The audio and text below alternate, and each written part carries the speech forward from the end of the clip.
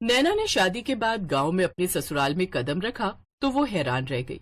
उसकी जेठानी सुमन के एक नहीं दो नहीं बल्कि पूरे 9 बच्चे थे। मुन्नी, पायल, कंचन, जाओ तुम सब अपनी महक और आंचल दीदी के पास जाकर खेलो। माँ, हमें चाची के साथ खेलना है। हम चाची के पास बैठेंगे। अरे कोई बात नहीं भाभी, इन सबको मेरे पास ही बैठने दो, मुझे भी इनके साथ बैठना अच्छा लग रहा है। तभी नैना का जेठ सुमेर आ जाता है। अरे ये इतना शोर क्यों मचा रखा है इन छोरियों ने? कितनी बार कहा है कि इनका मुंह बंद रखा कर। लड़कियों का ज्यादा हंसना बात करना अच्छी बात नहीं होती। जी वो सब अपनी चाची से पहली बार मिल रही थी ना, इसीलिए सब बातें करने लग गई। चलो तुम सब जाओ और बाहर जाकर खेलो। तभी सुमन की सास आ जाती है।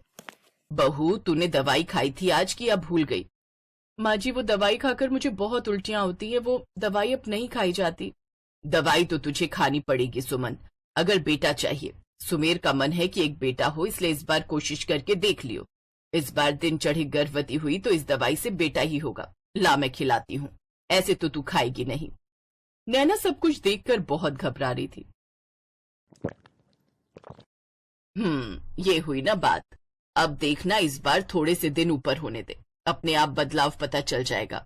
अरे नैना बहू, तुमने कुछ खाया पिया या नहीं? आओ बाहर आओ, नाश्ता लगा रही हूँ, तुम भी खा लेना। हमारे गांव की रोटी में कितना स्वाद है ये तुम्हें खाकर ही पता चलेगा। जी मैं अभी आती हूँ माँ जी। नैना की सास और जेठ कमरे से बाहर चले जाते हैं। सुमन भाभी, पहले ही आपके 9 बच्चे हैं, अब आप 10वां बच्चा करने के बारे में सोच रहे हो। जब तक बेटा नहीं हो जाएगा मुझे बच्चे करते रहना होगा। मेरे हाथ में कुछ नहीं है नैना, मैं तो इनके लिए बच्चे पैदा करने की एक मशीन हूँ। मैंने 9 बेटियों को पैदा किया है, ये बात इन्हें गवारा नहीं है। इन्हें तो मुझसे बेटा चाहिए, इसीलिए तो ये दवाई खिलाकर गई है माँ जी। अचानक से सुमन का जी मिचलाने लगता है और वो बाथरूम में जाकर उल्टियां करने लगती है। नैना का मन बहुत दुखी होता है। नैना, माँ को और भैया को कोई नहीं समझा सकता। मैंने कई बार कोशिश की थी जब मैं गांव में रहता था इन्हें समझाने की कि भाभी कमजोर है, उनके लिए इतने बच्चे पैदा करना उनकी जान से खिलवाड़ है, पर ये लोग मेरी नहीं सुनते। इसलिए मैंने भी कहना छोड़ दिया है। और हो सके तो तुम भी इन सब के बीच में मत पड़ो। भैया का गुस्सा बहुत तेज है, बेकार में अगर उन्होंने तुम्हें कुछ कह दिया तो मुझसे बर्दाश्त नहीं होगा। और हम तो कुछ महीने में यहां से वापस शहर चले ही जाएंगे, इसलिए जब तक यहां रह रही हो सबसे घुल मिल कर रहो। पर दीपक, ये तो गलत है ना। भाभी का चेहरा देखो, ऐसा लगता है कि उनके शरीर से खून की एक एक बूंद निचोड़ती जा रही है। मैं तो क्या, कोई समझदार डॉक्टर भी होगा तो वो भी भाभी को अब 10वां बच्चा करने के लिए मना कर देगा। तभी नैना की सास आ जाती है। ये लो बहू, खीर तो तुमने खाई ही नहीं थी, मैंने सोचा खुद ही ले आती हूँ। अब तुम भी जल्दी ही बच्चे की खुशखबरी देना। मैं तो यही कहूंगी कि बेटा पैदा करना जो हमारे घर के वंश को आगे बढ़ाए। बड़ी बहू तो पहले ही 9 बेटियां पैदा करके हमें परेशान कर चुकी है, पर मैं उम्मीद करूंगी कि तुमसे हमें बेटे की खुशखबरी ही मिले। अब जल्दी जल्दी 2-4 बच्चे पैदा कर लेना। दीपक, तेरा भाई बुला रहा है, जा सुन ले। नैना अपने ससुराल वालों की घटिया सोच को देखकर बहुत अजीब सा महसूस कर रही थी। नैना को अपने ससुराल में रहते कुछ दिन बीत गए थे और फिर एक दिन सुमन के सास उसे चेकअप के लिए अस्पताल ले जाने लगी, तो नैना ने बहाने से उसे रोक दिया। माँ जी, वो मेरे पेट में थोड़ा दर्द है, 2-3 दिन से हो रहा है। मैं सोच रही थी मैं भी डॉक्टर से कोई दवाई ले आऊंगी, मैं भाभी के साथ अस्पताल चली जाऊं। हाँ हाँ बहू, क्यों नहीं, अच्छी बात है। तुम अपनी दवाई भी ले आना और हाँ, इसका अच्छे से चेकअप करवाना और डॉक्टर से पूछ लेना कि ये दोबारा माँ कब बन सकती है। जी ठीक है माँ जी। नैना ने जानबूझकर पेट दर्द का बहाना किया था ताकि वो अस्पताल जाकर डॉक्टर से बात कर सके। देखिए नैना जी, आपकी जेठानी सुमन बहुत ज्यादा कमजोर है, इनमें खून की बहुत कमी है। अगर ये 10वां बच्चा करने के बारे में सोचेंगी तो इनकी जान को खतरा है। मैं तो यही कहूंगी कि इन्हें एक और बच्चा पैदा करने का चांस बिल्कुल नहीं लेना चाहिए। डॉक्टर, फिर आप बताइए कि हम ऐसा क्या करें ताकि भाभी की जान को खतरा ना हो। एक ही इलाज है, इनके बच्चा बंद का ऑपरेशन करवा दो। मैं बच्चा बंद का ऑपरेशन नहीं करवाऊंगी। अगर मैंने ऐसा किया तो मेरा और मेरी बेटियों का भविष्य खराब हो जाएगा। नहीं नहीं डॉक्टर, आप ऐसा कुछ मत करना। नैना चलो यहाँ से, मैं यहाँ नहीं रुक सकती। सुमन घबरा कर घर लौट आई। उसने डॉक्टर की बात को नहीं माना और फिर वही हुआ जिसका डर था। सुमन एक बार फिर से गर्भवती हो गई। सास की खुशी का ठिकाना नहीं था। सुमेर भी बहुत खुश था, पर नैना के चेहरे पर बिल्कुल भी खुशी नहीं थी, क्योंकि वो जानती थी कि सुमन अपनी जान के साथ खिलवाड़ कर रही है। अगले कुछ महीनों तक नैना वहीं रही और अचानक एक दिन सुमन की हालत बहुत खराब हो गई और उसकी जान पर बन आई। दीपक, भाभी की हालत बहुत खराब है, हमें इन्हें शहर ले जाना होगा। हाँ हाँ हाँ हाँ नैना, घबराओ नहीं, हम भाभी को कुछ नहीं होने देंगे। अरे कुछ नहीं होगा बहू को, ऐसा होता रहता है। तुम दोनों कहाँ शहर ले जा रहे हो? अरे यहीं किसी गांव के डॉक्टर को दिखा दो, शहर ले जाने की कोई जरूरत नहीं है। पर भैया, भाभी की हालत बहुत ज्यादा खराब है, अगर यहाँ हमने किसी को दिखाया तो बहुत देर हो जाएगी। मैं सुमन का पति हूँ समझे, उसके लिए जो भी फैसला लूंगा मैं लूंगा। चल सुमन, गांव के डॉक्टर के पास चल। नैना की सास और जेठ उनकी बात नहीं मानते और सुमन को जबरदस्ती गांव के डॉक्टर के पास ले जाते हैं। डॉक्टर सुमन का इलाज करने लगती है। देखिए, सुमन को ब्लीडिंग स्टार्ट हो गई है। यहाँ गांव में हमारे पास इतने प्रबंध नहीं है कि हम सुमन का यहाँ इलाज कर सके। सुमन को शहर ले जाना होगा वरना उसकी जान चली जाएगी।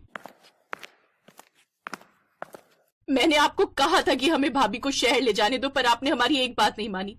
आपको पता भी है अगर भाभी को कुछ हो गया तो ये पूरा घर खत्म हो जाएगा। आपकी बेटियों का क्या होगा जिनकी परवरिश भाभी कर रही है? आप दोनों कितने स्वार्थी हो गए हो जो एक औरत की जान के साथ खेल रहे हो। माँ जी, आप भी तो एक औरत हो, आप भी भाभी के दर्द को नहीं समझ पाई।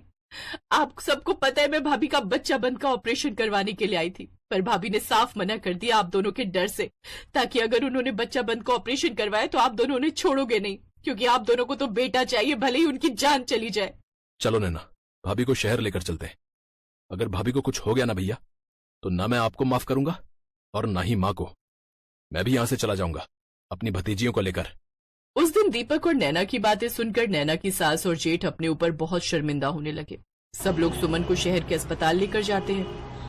5वें महीने में डॉक्टर बच्चे को तो नहीं बचा पाते, पर बहुत मुश्किल से सुमन की जान बच जाती है। सुमन की सास और पति उससे माफी मांगते हैं और समझदारी दिखाते हुए सुमन की सास उसका बच्चा बंद का ऑपरेशन करवा देती है। नैना की हिम्मत और प्रयासों से आज उसकी जेठानी सुमन के चेहरे पर सुकून साफ दिखाई दे रहा था। उसने अपनी जेठानी को बहुत बड़ी परेशानी से बाहर निकाल दिया था।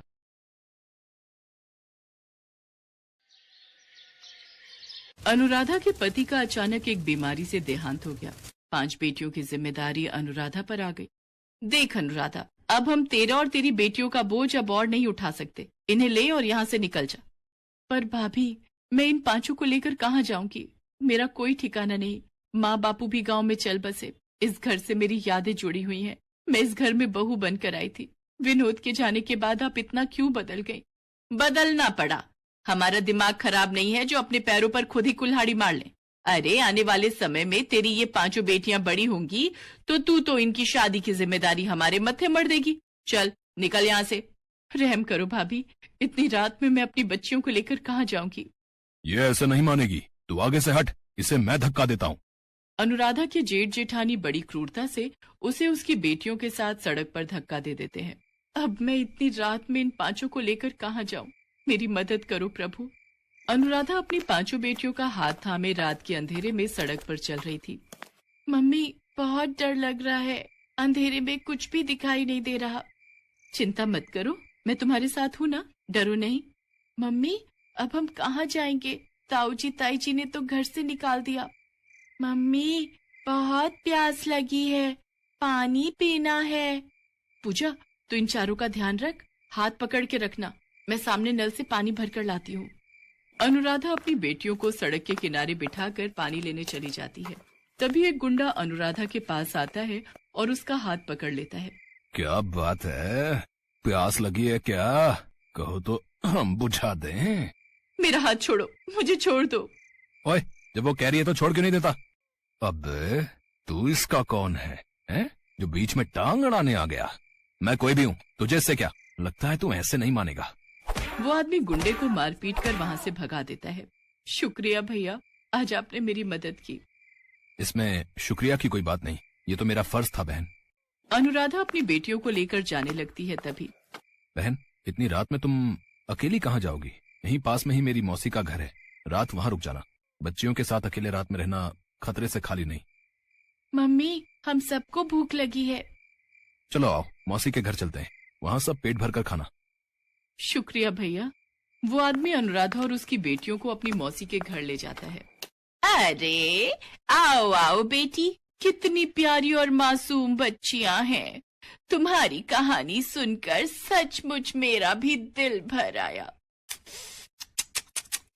कैसे निर्दयी लोगों की दुनिया बनती जा रही है।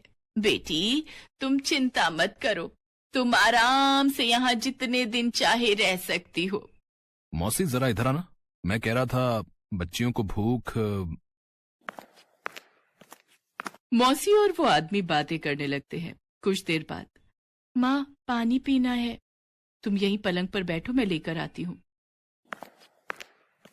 देखो मुन्नी भाई, बड़ी मुश्किल से ये चिड़िया और इसके चूजे हाथ में आए हैं। तुम्हारे तो दोनों हाथों में चांदी है, तुम अपनी दुकान आराम से चला सकती हो।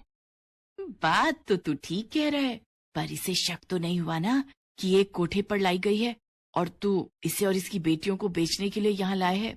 अरे नहीं मुन्नी भाई, बस अब तुम जल्दी से मेरे पैसे मुझे दो, मैं यहाँ से जाऊं। हाँ, ये आदमी मुझे यहाँ बेचने लाए है? नहीं, मुझे यहाँ से भागना होगा। मैं अपनी बेटियों के साथ कुछ गलत नहीं होने दूंगी। अनुराधा कमरे में जाती है। चलो बच्चों, हम यहाँ नहीं रुकेंगे, वो दरवाजा खुला है, एक एक करके तुम सब वहां से बाहर जाओ, आराम से, वो अंकल देख न पाए। अनुराधा अपनी बेटियों के साथ चुपके से भागती है।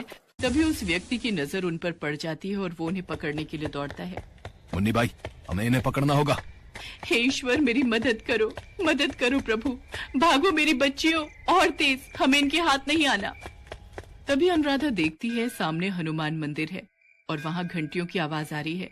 चलो बच्चों, जल्दी से हनुमान मंदिर में चलते हैं, वहाँ हमें कोई कुछ नहीं कहेगा।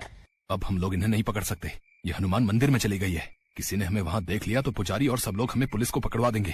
कैसी किस्मत खराब है, इस सौदा भी हाथ से चला गया है। चलो वापस चलते हैं। हे बजरंगबली, आज आपने मेरी और मेरी बेटियों की जान बचाई, आप धन्य है प्रभु।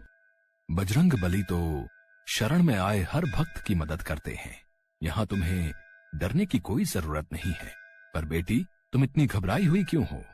अनुराधा पुजारी जी को अपनी सारी दुख भरी कहानी बताती है। बेटी, तुम चाहो तो इसी हनुमान मंदिर में रहकर प्रभु की सेवा करो, यहाँ तुम्हें किसी प्रकार का कोई डर नहीं। पुजारी जी की बात सुनकर अनुराधा को थोड़ी तसल्ली होती है। उस दिन से अनुराधा अपनी पांचों बेटियों के साथ हनुमान मंदिर में ही रहने लगी। अनुराधा और उसकी पांचों बेटियां हनुमान मंदिर की सेवा करती थी। वहाँ की साफ सफाई, देखभाल, ये सब अनुराधा ही संभालती थी। एक दिन अनुराधा ने पुजारी जी से कहा, पुजारी जी, मैं सोच रही थी मंदिर के बाहर ही फूल माला और पूजा की सामग्री बेचने का काम करके थोड़े पैसे कमा लूंगी, ताकि अपनी बेटियों को स्कूल में पढ़ा लिखा कर उनकी शादी कर सकूं। ये तो बहुत उत्तम विचार है अनुराधा बेटी। मैं कल ही फूल वाले और पूजा सामग्री वाले की दुकान पर तुम्हें ले चलूंगा। वो तुम्हें उधार पर फूल माला और सामग्री दे देंगे। जो भी कमाई होगी उसमें से तुम उनके पैसे चुकाकर बाकी की कमाई अपने पास रख लेना। ऐसे ही धीरे धीरे तुम्हारा काम शुरू हो जाएगा। पुजारी जी अनुराधा को फूल माला और पूजा की सामग्री दिलवा देते हैं। अनुराधा मंदिर के बाहर ही फूल माला और पूजा की सामग्री बेचने लगी। अनुराधा ने अपनी बेटियों को एक सरकारी स्कूल में डाल दिया। अब उसकी बेटियां पढ़ने जाने लगी थीं। अनुराधा को हनुमान मंदिर में रहते हुए 15 साल बीत गए। अनुराधा की मंदिर के बाहर ही फूल माला और पूजा सामग्री की 2 बड़ी दुकानें थी। मंदिर के पुजारी जी का निधन हो चुका था।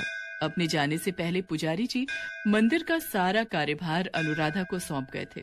अब मंदिर का सारा कार्यभार अनुराधा ही संभालती थी। अनुराधा की 5 बेटियां बड़ी हो चुकी थीं। अनुराधा को शहर में बहुत से लोग जानते थे और उसके अच्छे व्यवहार से सभी परिचित थे। अनुराधा को अपनी 5 बेटियों की शादी के लिए कोई परेशानी नहीं हुई। हनुमान जी के आशीर्वाद से अनुराधा की 5 बेटियां आज अपने ससुराल में सुखी थीं। कहते हैं ना, जिसका कोई नहीं होता उसकी रक्षा करने वाले स्वयं भगवान होते हैं।